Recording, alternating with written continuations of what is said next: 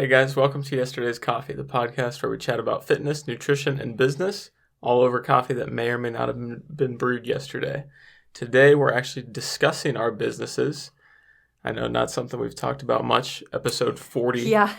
But we're actually going to dive into it a little bit and touch on a little bit about like what we do, what got us into doing what we do, and kind of why we're here. Yeah, absolutely.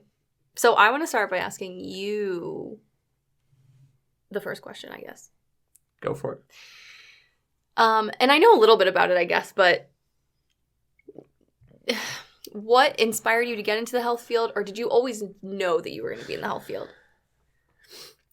I don't know that it was much inspiration as much as it was something that I stumbled upon that I really enjoyed, that being fitness and lifting and everything else. So it wasn't until high school, because I'd been an athlete my entire life, but it wasn't until the middle of high school, sophomore year, when I really started taking lifting seriously. And part of it was lifting for sports. Part of it was just lifting with friends in general, and really starting to notice the changes that I could see in my own physique, in my own body. That was really what then motivated me to learn as much as I could about it. So I started just reading everything that I could, all the muscle and fitnesses, flex magazines, muscular development, and just trying to learn and do as much crazy stuff as I could. Tried doing all the bodybuilding workouts and everything else. And so that hobby really became something that I was passionate about. And then I just kind of started to think about what does that look like in a professional sense and kind of where can I go with that. And so I ended up going to school for Kinesiology and started out knowing that I wanted to get into fitness, and kind of the first way to do that is through personal training. You really have two routes. Mm-hmm. You have personal training and you have strength coaching for like universities or high schools or whatever it may be. And I looked into that route. I did an internship and realized it wasn't really what I was interested in, because I didn't like the idea of being the single coach or group of maybe 4 coaches trying to handle 80 athletes at one time and trying to develop programs that, yeah, they can make you better, but at the end of the day, you're just trying to keep these kids from getting hurt. Like a lot of these guys are on big time scholarships, and while you're the strength coach and you're there to try to increase performance and take that out onto the field, if they're getting hurt in your weight room like that, and so it makes it really difficult to kind of tune any sort of programs or anything that you're doing in that respect. And so the did personal you just, training, not want the responsibility of like being, well, I guess the responsibility for these kids without actually being able to tailor their program so specifically to avoid anything like that? So it really didn't have anything to do with the responsibility. It was more of just not being able to, like you said, tune programs individually. Because what I was really interested in was maximizing performance or aesthetics or whatever it may be for that individual. Mm-hmm. And it's not something you can ever do in that type of group setting. Like, sure, there's tons of carryover, tons of crossover amongst individuals there, but you're always going to have different people that require a different thing. Yeah. And there's only so much tuning and tweaking that you can do at that level. So were athletes who you originally wanted to work with, though, just not in that capacity, or you were just really wanting to work with anybody? Yeah, I definitely enjoyed more of the I liked the athletic population. I also liked people that were really in the physique-oriented stuff. So bodybuilding, building as much muscle as possible, getting as lean as possible, trying to carve out a 6-pack for the first time, that kind of stuff. Yeah. So that's really what is fun for me, just because it's such a rewarding experience, and it's the type of goal that you can see. Yeah. Like, even with strength, it's like, yeah, you can get incredibly strong and improve on all these different things or get faster. But something with like aesthetic changes and physique changes, you just look at the person and you're like, holy crap, what happened to you? Mm-hmm. Like, that's the kind of stuff that I love. So more of the aesthetic stuff. Mm-hmm. So how has like your ideal clientele then changed over time?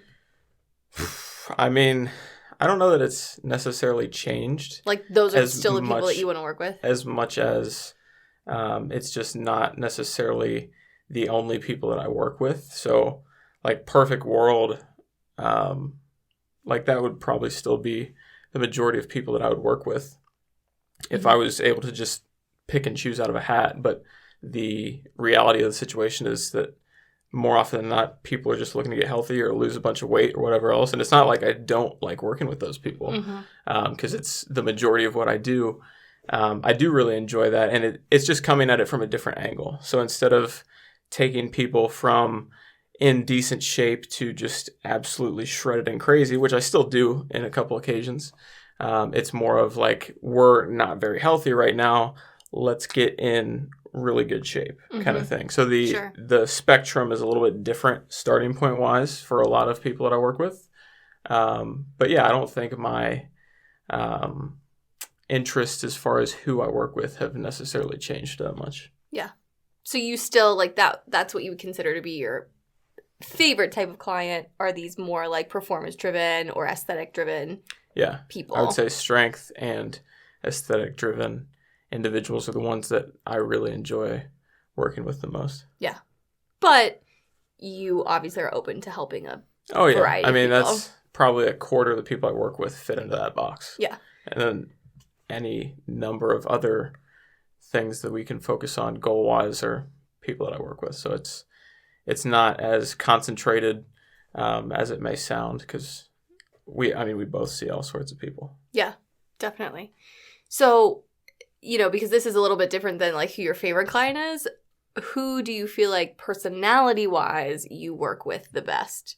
Like what types of clients do you coach well? Definitely the people that are invested. Mm-hmm. And so I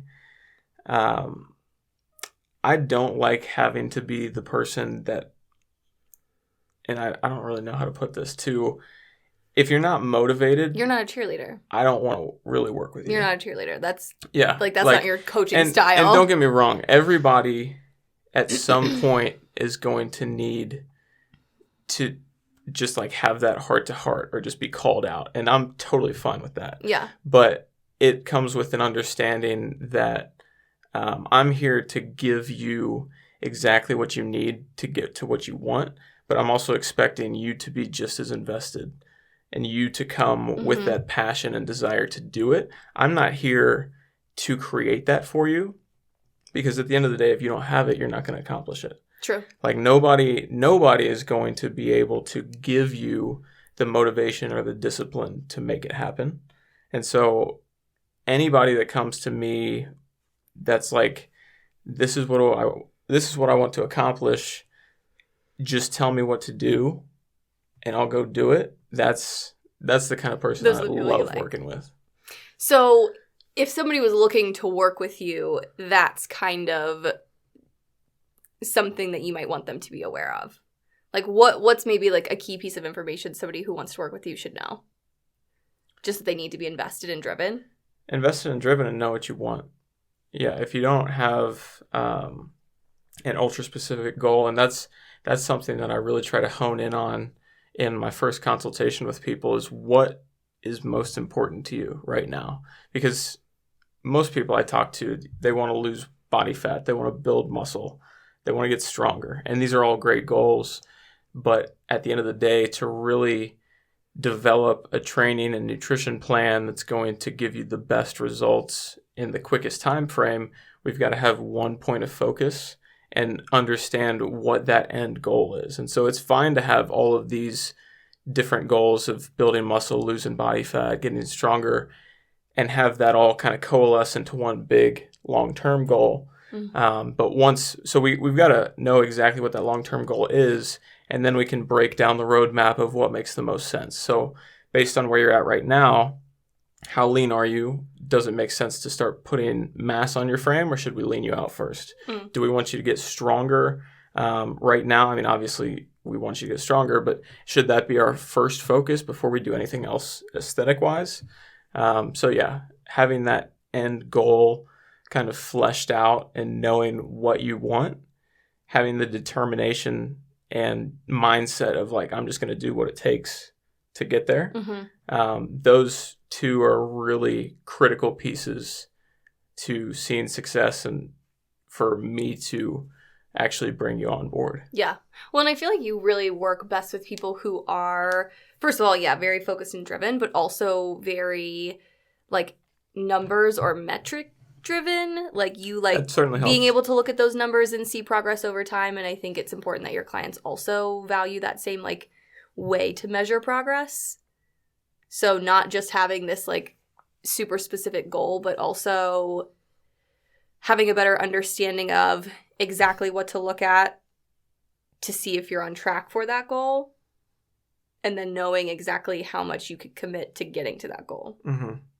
Yeah, and just process-oriented people. Yeah. Like, here's the plan. Yeah. This is what we're going to do. This is what I expect from you. I'm not here to be your cheerleader. I'll keep pulling you back in the right direction if I need to. Yeah. But this is the plan. Kyle is a here's how it is, get it done and I expect kind you of to, person. And I expect you to execute it. Like, if you're hiring me on, I'm giving you exactly what you need to do. If there's ever anything that's not clear, the door's open to always talk to me, clear things up. More than happy to do that. As long as we're on the same page there, then we're great. So yeah, we get the plan down. I expect it to be executed. Depending on how things are going, we make adjustments. And there's also the tailoring of it to the individual. So if something's going on where maybe something's even working well, but my client comes back to me and they're like, I hate this. Yeah. It's not like I'm going to say, well, too bad. You just got to keep doing it. There might be some situations where you say, too bad. You can't eat ice cream every day. Sorry. There might be some situations, but it's not to say like I just put something in place and it's like, stick to it. That's it. That's all there is to it. Yeah. But understanding that expectation of here's what we're doing. This is what I expect from you every single week. I just need you to do that and then come back to me with anything that you need. That's the person that really thrives in my system. Yeah. I can see that being true. And I can see that in, your very successful clients, that they're definitely in that same mindset. So obviously you see most of your clients, or you work with most of your clients online. Is that what you imagined you would be doing? Yes. I don't know necessarily when I figured it out like that. So before I went into personal training at Lifetime, I knew that I wanted my own fitness business.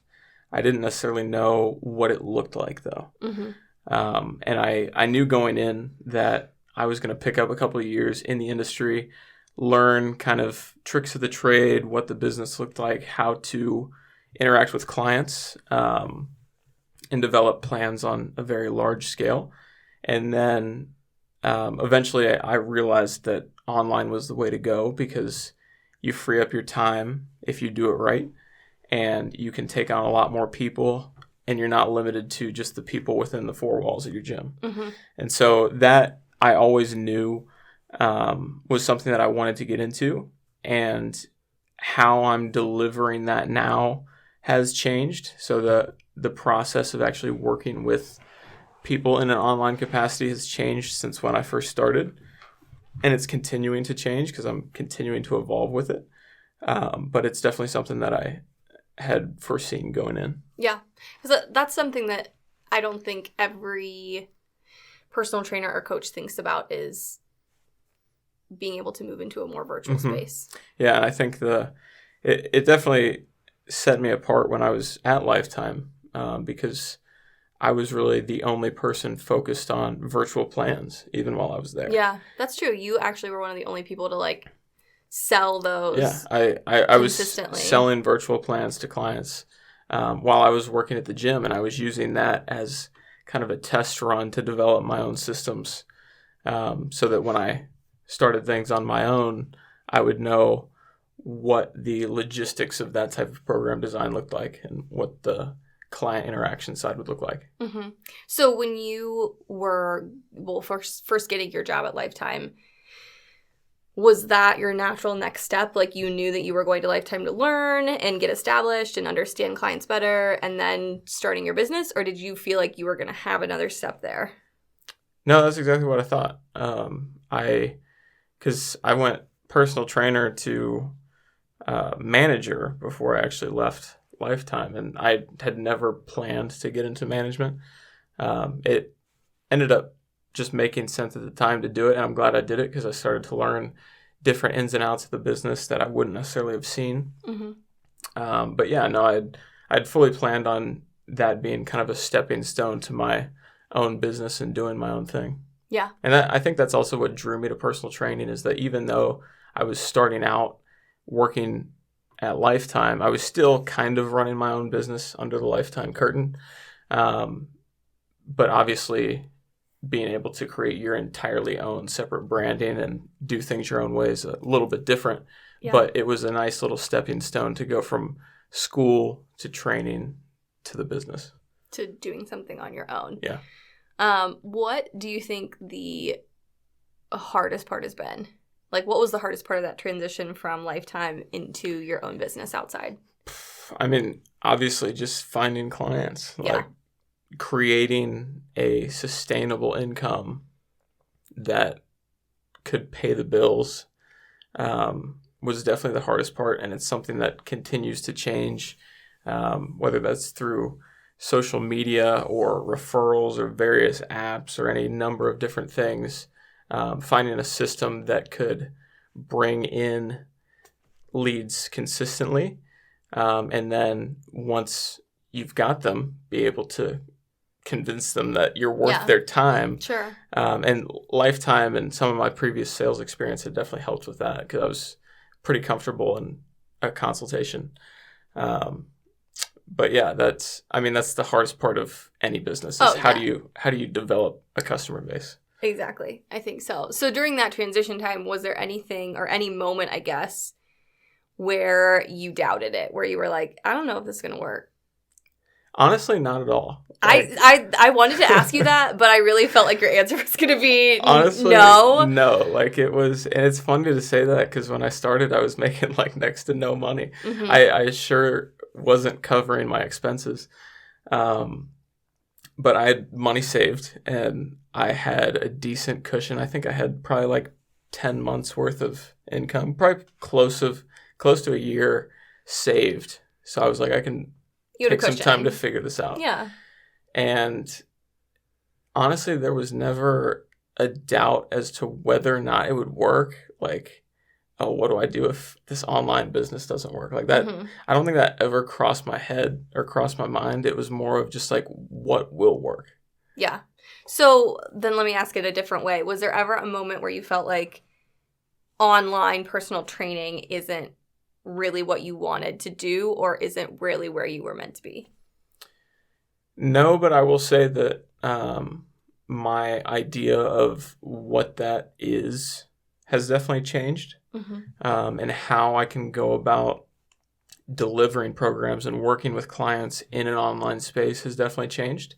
I think that transitioning from personal training to online coaching, I wasn't really making a transition other than instead of seeing somebody in person, I was just not seeing them. Mm-hmm. But the same amount of work and time was being put forth into each client. Not to say that's a bad thing, but I didn't know how to optimize my time in the way that you can from an online standpoint, because that was originally one of my biggest reasons for going into it, was wanting to be able to work with and help more people. Mm-hmm. And one of the things that I think a lot of trainers realize when they first get into the online space, if they're successful, is that it can take up twice as much time to work with people online. If you don't have systems set up to make things work at an effective rate and in effective times for yourself, because it's very easy to just have clients contacting you from 7 a.m. till 11 plus p.m. at night, and like you could just nonstop every single day of the week. Yeah. And until you figure out before you how set good boundaries and optimize your systems. Yeah, you can go from working 40, 50 hours a week to 70, 80 without even trying, just because now suddenly everybody can contact you at any given time. And they all have your cell phone number. Yes. And they all they have your personal email address. Yeah. And because you're so connected and you're so good and available as a coach. So yeah, I think in that respect it's changed, but I definitely never ran into a thought where I was like, I don't think online is going to work, or I've got to refocus and just dial in on personal training in person again. Mm. So I have one last question for you. Mm-hmm. So where do you want your business to go? Like, do you want to continue to help like people personally forever, or would you rather build a team underneath you that kind of train or like coaches people the way that you would want to coach them? So both, honestly.